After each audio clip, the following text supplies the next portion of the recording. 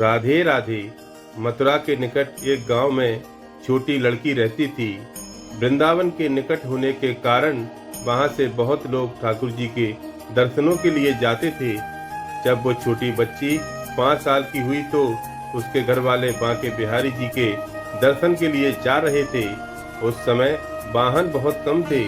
उनको दर्शन को जाते देख उस छोटी लड़की ने कहा, पिताजी मुझे भी अपने साथ ठाकुर जी के दर्शनों के लिए ले चलो।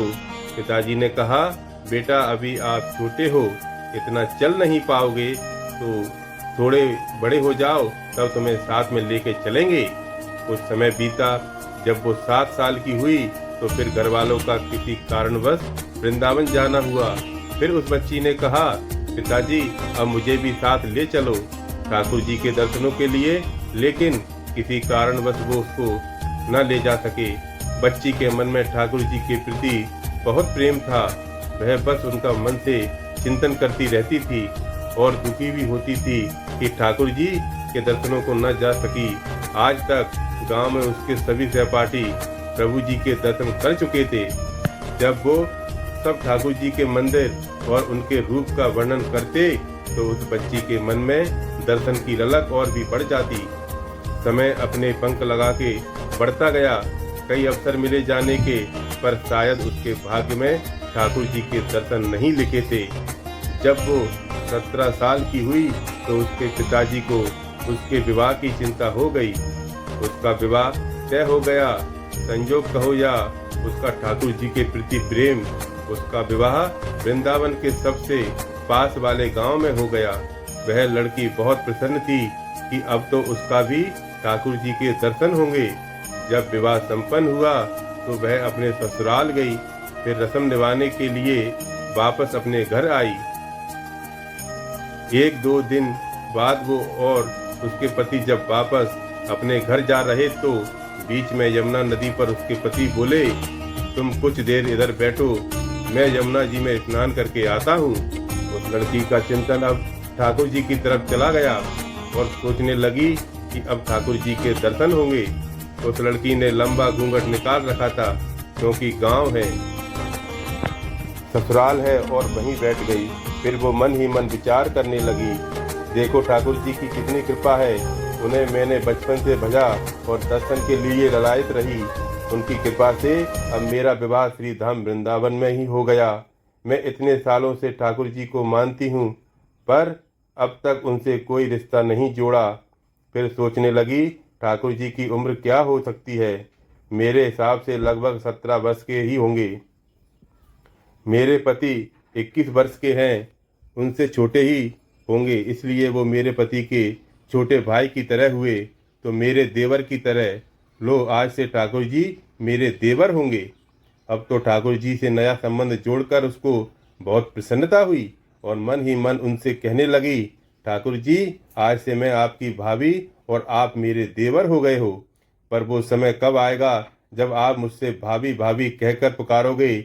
जब वो किशोरी ये सब सोच रही थी तभी एक किशोर अवस्था का सांवला सा लड़का उधर आ गया और कहने लगा, भाभी भाभी। लड़की अचानक अपने भाव से बाहर आई और सोचने लगी, वृंदावन में तो मैं नहीं हूँ, ये भाभी कहकर कौन बुला रहा है। वो नई थी, इसलिए घूंघट उठाकर भी नहीं देखा कि गांव का किसी बड़े बूढ़े ने देख लिया तो बड़ी बदनामी होगी। जब वह बालक बार बार कहता पर वह उत्तर ही न देती, बालक उसके और पास आया और कहा, भाभी नेक अपना चेहरा तो दिखाई दे।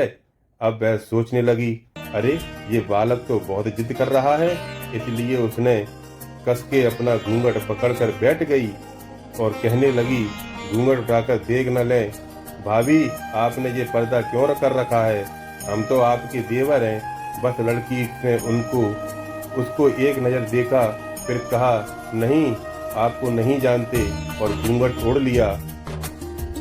नहीं नहीं, हम आपको जानते हैं, आप उस गांव के हो ना, बस कुछ ही दूर में हमारा घर है, भाभी अपना चेहरा तो दिखा दो। जब कह दिया ना हम आपको नहीं जानते, इनको पता चल गया तो बहुत मार पड़ेगी। भाभी आप तो नाराज हो रही हो, देखो हम आपके इतने प्यारे देवर हैं, आपसे मिलने के लिए इतनी दूर तक आ गए और आप हो कि बात भी नहीं कर रहे हो। क्यों, आप हमसे मिलना नहीं चाहते थे? और इतना कहते ही उस लड़के ने घूंघट खींच लिया और चेहरा देखा और भाग गया। थोड़ी देर में उसका पति भी आ गया। उसने अपने पति को सब बात बताई। पति बोला, चिंता मत करो, वृंदावन बहुत बड़ा थोड़ी है। कभी भी किसी गली में लड़का मिल गया तो हट्टी पसली एक कर दूंगा, फिर कभी भी ऐसा नहीं कर सकेगा। तुम्हें जब भी और जहाँ भी दिखे मुझे जरूर बताना। फिर दोनों घर चले गए। कुछ दिन बाद उसकी सासू माँ ने अपने बेटे से कहा, बेटा देख, तेरा विवाह हो गया, अब बहू मायके से भी आ गई, पर तुम दोनों अभी तक बांके बिहारी जी के दर्शन के लिए नहीं गए। कल तुम जाकर बहू को ठाकुर जी के दर्शन कराकर लाना। अगले दिन दोनों पति और पत्नी ठाकुर जी के दर्शन के लिए मंदिर जाते हैं। मंदिर में बहुत भीड़ थी। लड़का कहने लगा, देखो तुम स्त्रियों के साथ आगे जाकर दर्शन करो, मैं आता हूँ। जब वो आगे गई पर घूंघट नहीं उठाती। उसको डर लगता कोई बड़ा बूढ़ा देखेगा तो कहेगा कि नई बहू घूंघट के बिना ही घूम रही है। बहुत देर हो गई तो पीछे से पति ने आकर कहा, अरे बावली, ठाकुर जी सामने है, घूंघट काय को नाय खोले। घूंघट नाय खोलेगी तो प्रभु जी के दर्शन कैसे करेगी? अब उसने अपना घूंघट उठाया और जब बांके बिहारी जी की ओर देखा तो बांके बिहारी जी की जगह वो ही बालक मुस्कुराता हुआ दिखा। तो वह चिल्लाने लगी, सुनिए ओ जी, जल्दी आओ। पति जल्दी से भागा आया और बोला, क्या हुआ? लड़की बोली, उस दिन जो मुझे भाभी भाभी कहकर भागा था ना, वह लड़का मिल गया।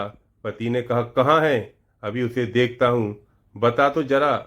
उसने ठाकुर जी की ओर इशारा करके बोली, ये रहा, आपके सामने ही तो है। उसके पति ने जब देखा तो अवाक ही रह गया और वहीं मंदिर में ही अपनी पत्नी के चरणों में गिर पड़ा और बोला, तुम बहुत ही धन्य हो। वास्तव में तुम्हारे हृदय में सच्चा भाव ठाकुर जी के प्रीत है। हम इतने वर्षों से वृंदावन में हैं, पर आज तक हमने उनके दर्शन नहीं हुए, और तेरा भाव इतना उच्च है कि ठाकुर जी ने तुझे दर्शन दे दिए। ठाकुर जी से सच्चे प्रेम से जो भी रिश्ता बनाओ तो ठाकुर जी उसे जरूर निभाते हैं, जैसे इस कहानी में ठाकुर जी ने देवर का संबंध निभाया। दोस्तों, चैनल पर नए हो तो चैनल को सब्सक्राइब करें। ऐसी ही कहानियों के लिए हमारे चैनल पर बने रहें। वीडियो पसंद आए तो लाइक शेयर कमेंट जरूर करें। धन्यवाद।